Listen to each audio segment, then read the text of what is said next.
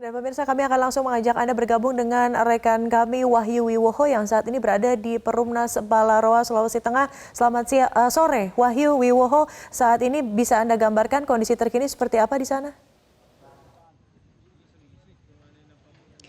Ya, di sore hari ketiga pasca bencana, Widya dan juga pemirsa, proses evakuasi masih terus dilangsungkan oleh teman-teman dari tim Basarnas, kemudian juga ada dibantu dengan TNI Polri dan juga warga. Baru saja mungkin tadi kita bisa saksikan Widya dan juga pemirsa ada sejumlah warga yang juga mengevakuasi sendiri kerabat keluarganya yang sejak hari Jumat sore lalu memang menjadi korban dan hingga saat ini belum ditemukan.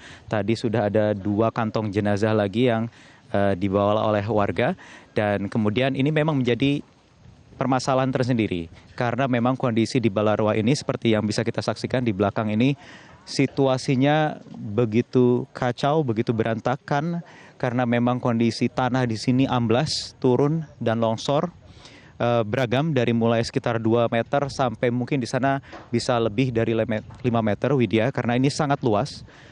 Di Kelurahan Balaroa ini yang terdampak ada 4 rukun warga, ada 4 RW. Jadi ada ratusan rumah yang amblas seluas saya belum dapat informasi yang pasti karena tadi saya tanya sendiri oleh lurah yang ada tadi di sini menyatakan ini paling tidak sudah lebih dari 2-3 hektar kawasan yang terdampak sehingga memang radius pandang yang bisa kita lihat ini terbatas. Belum lagi ada di wilayah yang lebih tinggi lagi ini juga menjadi wilayah yang terdampak sehingga dengan kondisi tanah amblas kemudian juga kondisi puing-puing bangunan yang sudah berserakan, kemudian kontur tanahnya cukup labil karena aspal di sini juga terbelah, amblas, dan lumpur ini juga keluar muncul serta air sehingga ini proses evakuasi mengalami kesulitan.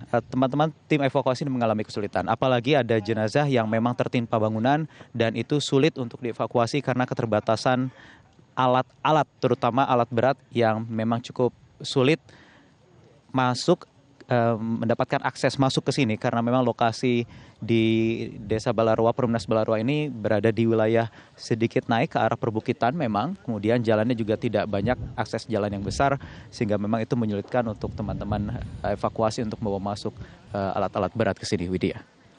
Ya, Wahyu, total alat berat yang sudah ada di sana ada berapa? Lalu berapa lama waktu yang dibutuhkan untuk alat berat itu sampai di Perumnas Balaroa? Ya, sampai saat ini belum ada alat berat, Widya, yang bisa masuk ke Balaroa. Informasi yang kami terima terakhir dari tim Basarnas adalah alat-alat masih berada di posko pusat di Kota Palu. Namun ini terkendala akses, terkendala akses. Kedua, ini juga menjadi kendala yang cukup besar karena alat berat tidak memiliki BBM. Karena memang di sini BBM terbatas sekali, Widya. SPBU hanya bisa hitungan jari. Sudah 3 malam saya di sini itu hanya ada 2 SPBU yang selama beberapa hari terakhir ini buka dan itu selalu ramai diserbu oleh konsumen yang memang kesulitan bahan bakar minyak. Jadi ada kendala-kendala tersebut yang tidak begitu dengan mudah saja alat berat dibawa masuk ke lokasi bencana. Kalau informasi yang kami terakhir juga sejak pagi tadi sudah ada 10 korban atau jenazah yang ditemukan, baik itu dari warga sendiri maupun juga dari tim gabungan yang dipimpin oleh Basarnas. Ada tadi dari Polri, kemudian juga TNI. Polri bahkan juga menerjukan anggota K9 yang membawa 4 ekor anjing pelacak, namun tadi yang dibawa hari ini hanya 2. Itu ikut melacak keberadaan jenazah dan tadi juga anjing pelacak bisa menemukan 4 titik, namun belum ada tindak lanjutnya karena memang di sini terkendala dengan kondisi bangunan, reruntuhan bangunan dan juga kontur tanah yang berlumpur serta tergenang air. Kemudian ada 9 jenazah yang tadi berhasil teridentifikasi sebenarnya. Artinya teridentifikasi di sini ditemui, bisa dilihat secara kasat mata oleh tim gabungan evakuasi, tetapi tidak bisa dievakuasi karena itu tadi tertimpa reruntuhan bangunan sehingga tidak bisa berbuat banyak. Tadi tim Basarnas juga sudah menggunakan alat-alat untuk memotong beton, memotong baja, namun kami masih belum bisa mendapatkan informasinya apakah ke-9 jenazah yang tadi berhasil dilihat, diketahui keberadaannya, apakah sudah bisa dievakuasi atau belum, Widya.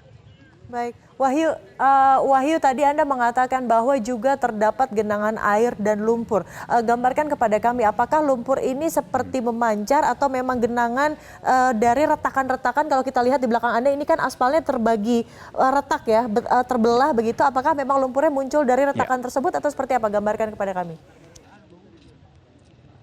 Ya betul sekali Widya, retakan itu yang kemudian munculkan air dan juga lumpur yang seperti mungkin ada agak cukup kesulitan melihat yang ada di dekat lokasi saya berdiri saat ini.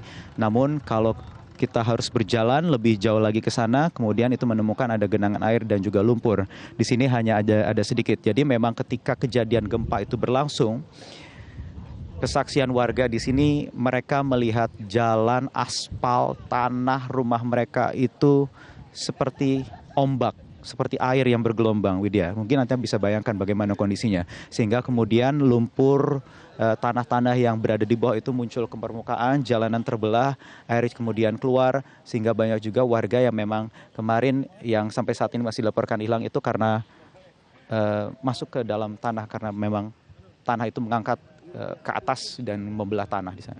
Membelah jalanan, Widya. Oke, Wahyu, dari tempat Anda berdiri saat ini menuju ke posko Basarnas itu jaraknya berapa jauh? Lalu berapa banyak warga yang masih mencoba untuk mencari anggota keluarga yang mungkin saja masih tertindih dari bangunan-bangunan reruntuhan ataupun mencari sisa-sisa harta yang masih tersisa, Wahyu?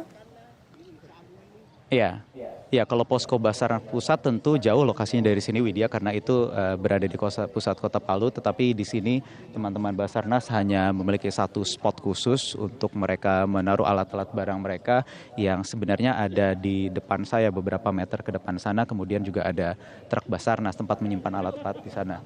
Tetapi di sebelah kanan saya ini, Ya.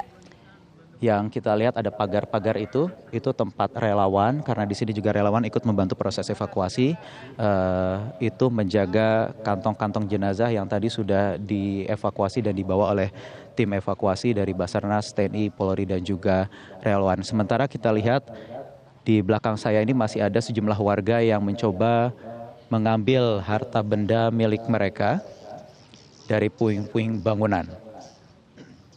Namun Widya, tadi ada sedikit keributan karena memang ini situasinya serba sulit. Semua mengalami kesulitan, semua menjadi korban. Bahkan petugas pun juga menjadi korban.